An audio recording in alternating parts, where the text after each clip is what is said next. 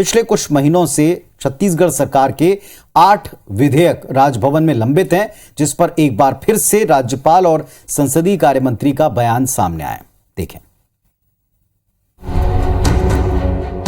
यानी राज्यपाल का निवास, जहां विधानसभा से पारित विधेयक अनुमोदित होते हैं। कहने का मतलब ये कि राज्य को चलाने के लिए राज्यपाल और सरकार के बीच तालमेल होना जरूरी होता है। अब आते हैं मुद्दे पर। पिछले कुछ महीनों से छत्तीसगढ़ सरकार के 8 विधेयक राजभवन में लंबित हैं। राज्यपाल का कहना है कि लंबित विधेयकों की कमी की वजह राजभवन में अधिकारी और कर्मचारियों की कमी है। मांग रखी थी राजभवन की जो कमियां हैं, अधिकारी कर्मचारियों की जो है बहुत ज्यादा कमी है और बहुत सारे पद ऐसे ही खाली है, तो हमने कहा वो भी तो पूरा करिए, आखिर काम हम कैसे करेंगे। राज्यपाल के इस बयान पर संसदीय कार्य मंत्री रविंद्र चौबे ने कहा कि 8 विधेयक लंबित हैं, इसके लिए खास अमला नहीं लगता। राजभवन में कर्मचारियों की कमी को सुलझा लिया जाएगा। शायद ये लंबित हो रहा है, लेकिन बहुत थोड़े से 7-8 विधेयक हैं। मैं समझता हूँ कि बहुत जल्दी हमको उसमें महामहिम की सहमति मिल जाएगी। पूरे मामले पर बीजेपी ने एक बार फिर से भूपेश सरकार पर हमला बोला है। पूर्व नेता प्रतिपक्ष धर्मलाल कौशिक का कहना है कि संवैधानिक संस्थाओं पर इस तरह का दबाव बनाया जाना सही नहीं है।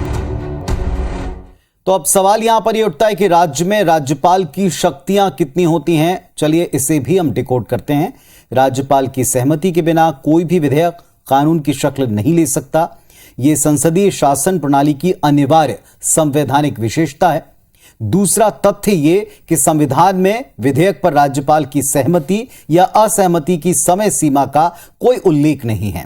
राज्यपाल विधेयक पर संविधान के आधार पर विचार करते हैं, संविधान विशेषज्ञों से सलाह लेते हैं और इसके बाद वो विधेयकों पर फैसला करते हैं।